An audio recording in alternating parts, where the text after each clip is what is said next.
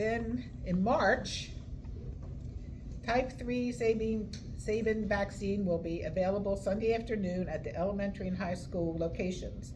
Donations of 25 cents per dose.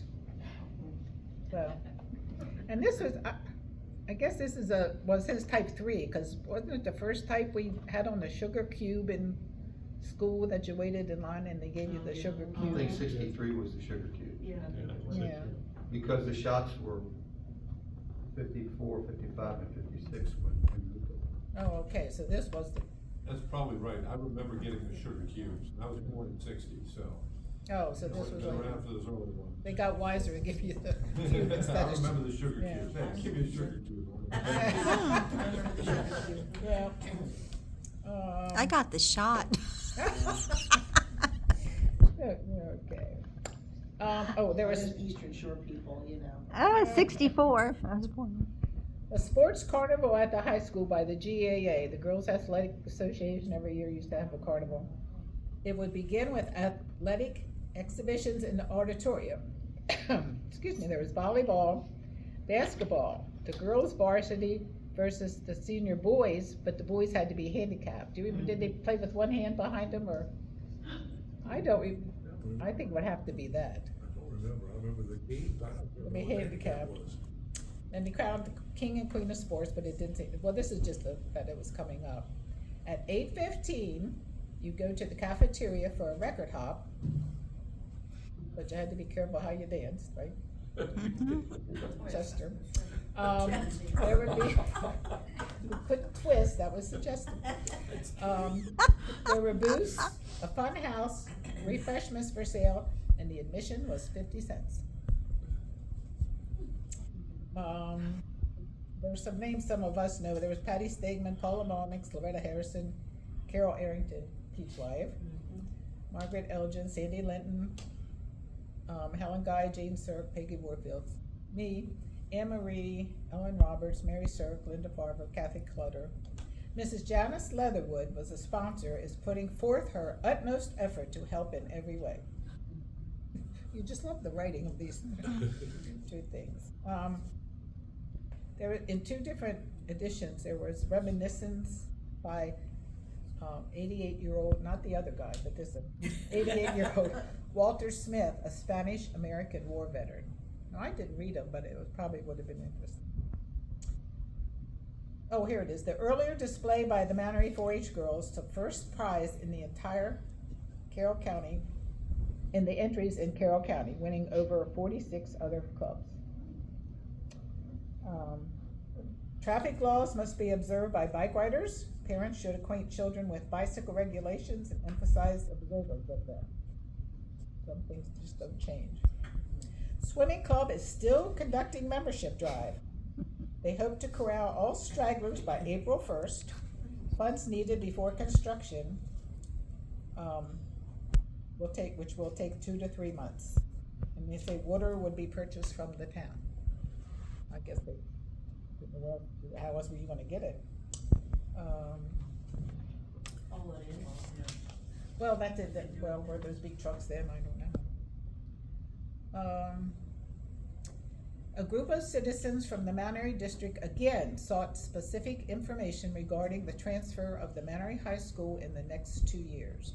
And this mentioned Cyril Whitty, Vernon Simpson, Samuel Dennis, who was a superintendent, Louis Dixon, Mrs. Ivan Colburn, Mrs. Roger Hawksworth, Harry Clower, Robert Wagner, Richard Nell, I guess that was Richard's father, Chester Elder, and Harrington Merritt, who was the principal of our elementary school.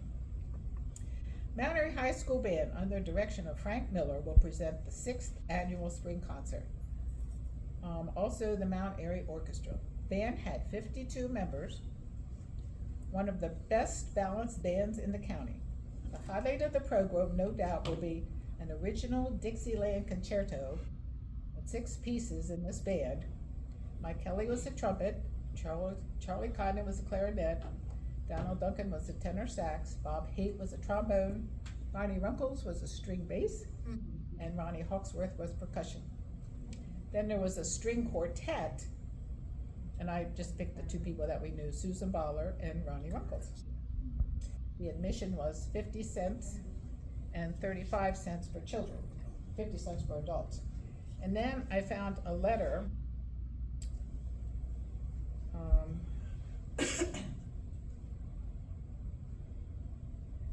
words of praise for Mount Airy Band. So often people make comments about some affair or some item of local interest, but it never seems to reach the people who really would appreciate knowing the comments made. So often it is only criticism that is heard, and that makes the rounds fast enough. It's a pleasure to receive a letter such as the one printed below from Mrs. Frances Cullison, president of the Mount Airy Music Boosters. I would like to take the opportunity to publicly thank Mr. Frank Miller for the most enjoyable band concert at the senior high school on March 29th. Our band is so much larger than it has ever been and delightful to listen to. Mr. Miller has given the students a pride in themselves and in their band. All of us who have heard the junior high band, the orchestra, the senior band, or the dance band can only thank the students for the listening pleasure. That, when I tried to take it, it took a listening pleasure. Let's see. They gave to us, and most of all, thank Mr. Miller for his patience, inspiration, and enthusiasm for the music students and bands. A big thank you, Mr. Miller, from all the parents of your students and from all those who have the occasion to listen to your bands. Oh, Can I say something about that? Do what? It was always a big deal to be in the band. Yes. Because it was so well known and so well organized. And I was a member of the orchestra, and I wanted to be in the band. So I took up the first one. Not that I could play it, but it put me in the band. Well, The other good. thing I want to say is November 22nd of that year, it was, we were in band practice when the announcement came over there that Mel Right. I remember. Never forget that day. You always know where you were when the bad things happened. Mm-hmm. Yeah. At least 5 of us in this room were in that class, or in that experience. Yep, so that was nice, and I just had come across that letter from my mom, and I thought, well, that's nice, I'll add that to the thing, I never knew she did that. It took some time for her to write that. That was a nice letter. Yeah, she could write. Then there was an article about ways to figure safety margin on your credit payments. I don't know. The 4-H club meeting, 6 of 16 members put on a skit. This was Judy Windsor, Cindy Baller, Linda Brown, Susan Baller, Sharon Norwood, and Tina Baller. The Baller Daddy. Baller The Baller girl. Oh. And then little things, Debbie Moxley was honored on her 13th birthday. It was just oh my goodness. Okay, then there was an article, was still right at the end of March. Henry Runkles was promoted from his position of local manager of the Mount Airy Damascus office to position of central office foreman in charge of test center operations in Frederick. Henry Runkles, Claris's father. Oh, he worked for CMD. Yeah. That there was an ad in the paper. Imagine a Buick for only $2,338.75. Wow. That was the big one, the chrome bumpers and everything. It was a nice picture of it. And here was a little tidbit. Dancing is wonderful training for girls. It's the first way you learn to guess what a man is going to do before he does it.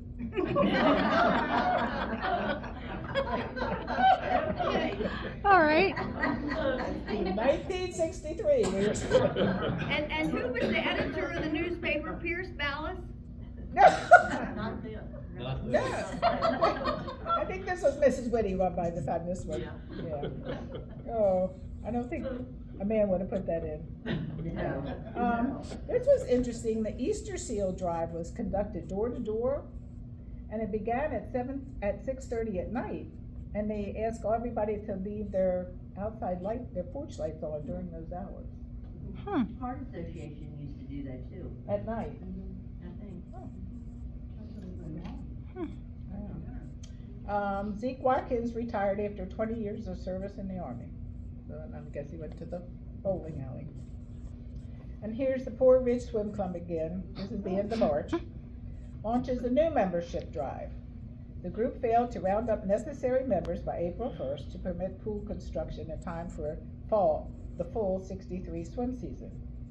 The primary reason, a general lack of ready cash among citizens. Makes sense. The club will offer several easy payment plans, some as low as $11 per month, to those needing more time to accumulate the $200.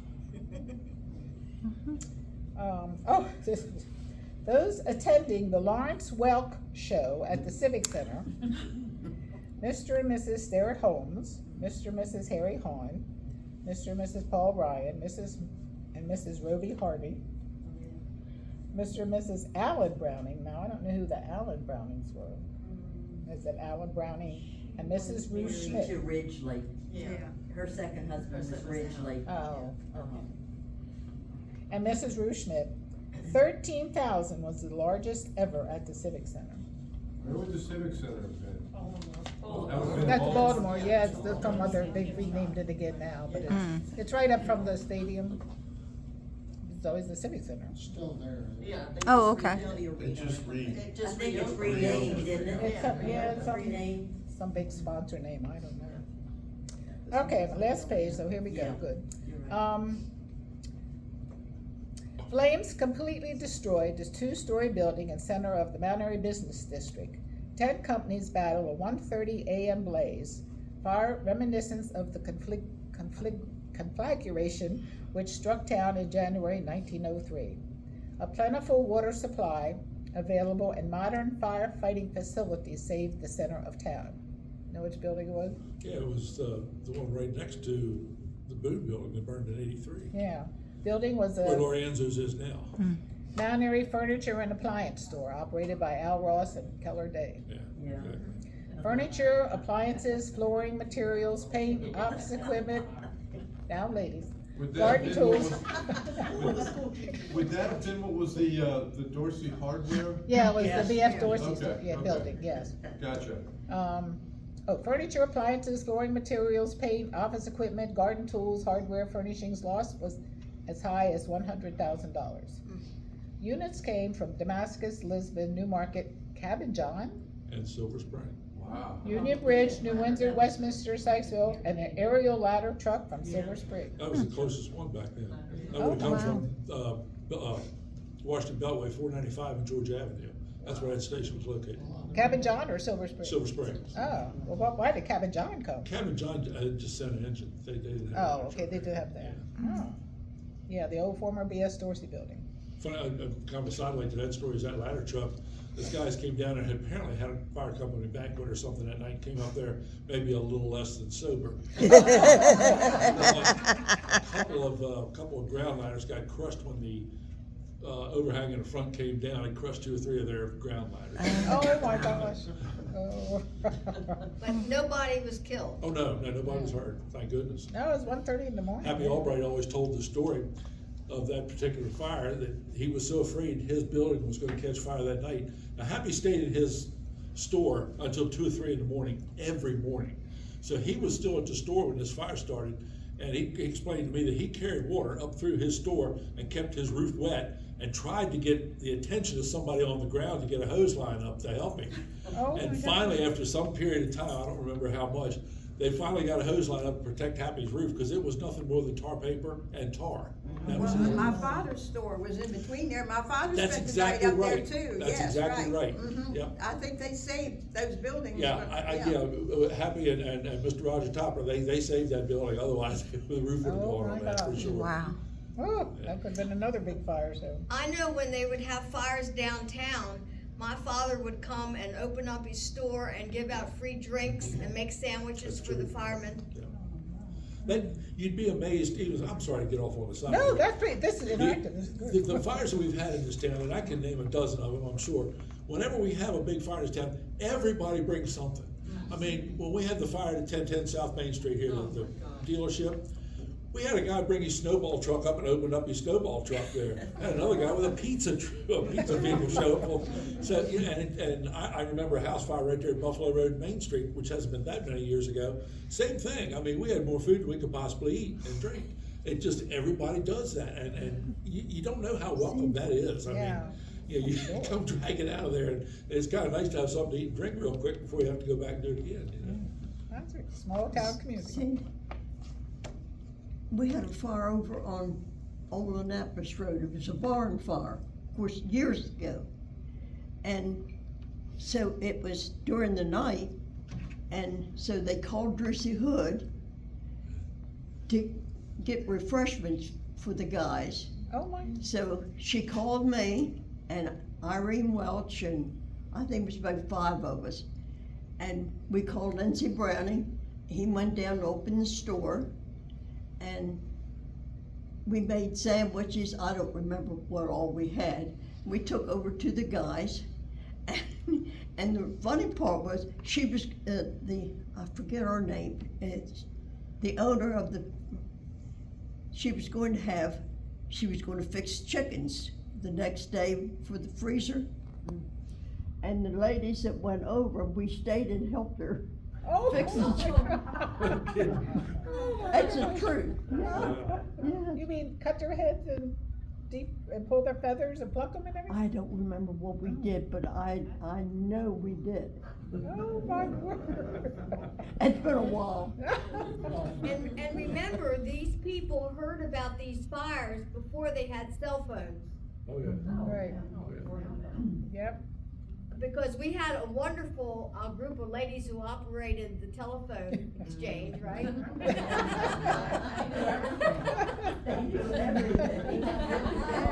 They were up to date on everything.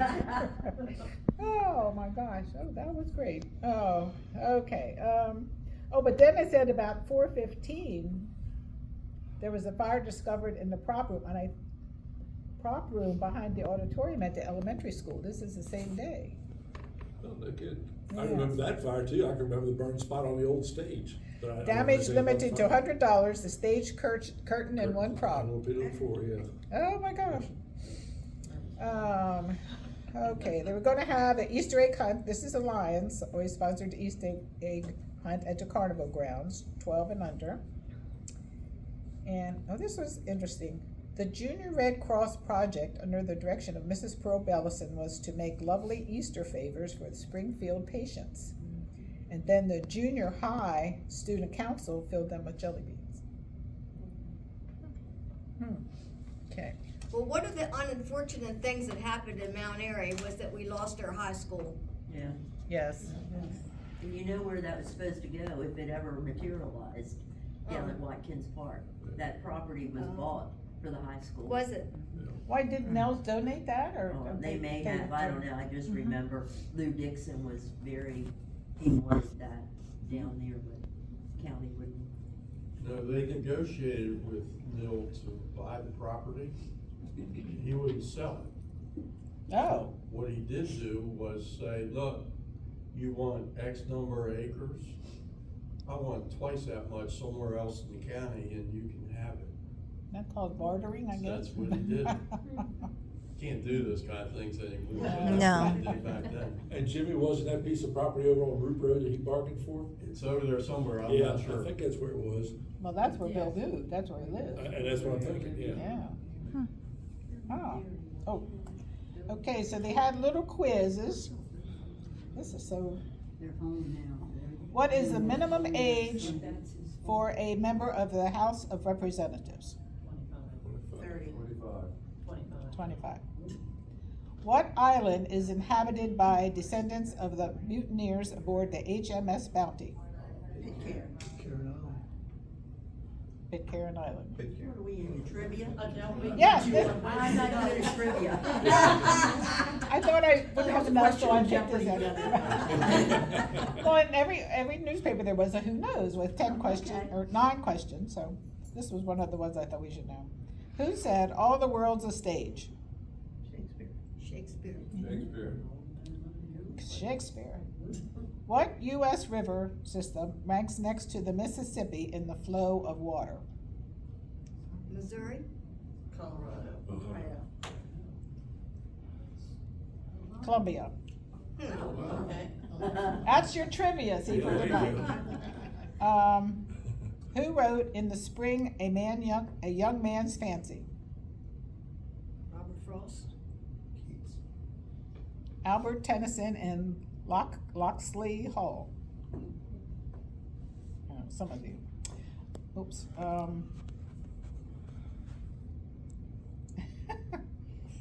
I can't make it bigger. This ad keeps popping. I don't want that. What is the epitaph on William Shakespeare's tomb? All the world's a stage and all the men and women. That would probably be better. Cursed be he that moves my bones. It's another one, let me That lay. is- Leave me here, yes. Let the rest in peace. Yeah. For how long have the Philippine Islands been independent? Well, that's not gonna be accurate, cause that's. Well, they gave the year, so, not the number of years, but they gave the year. Since March 1934, when President Franklin Delano Roosevelt signed the Philippines Independence Bill. What does the name of the 5th book of the Old Testament mean? Deuteronomy. Deuteronomy is That would be the redoing of the law. Second law. Second one, that's it. And finally, it's almost over here. What was George Washington's wife's maiden name? Mary Curtis. Yep. Custis. Custis. Okay, that's it, folks. That's got you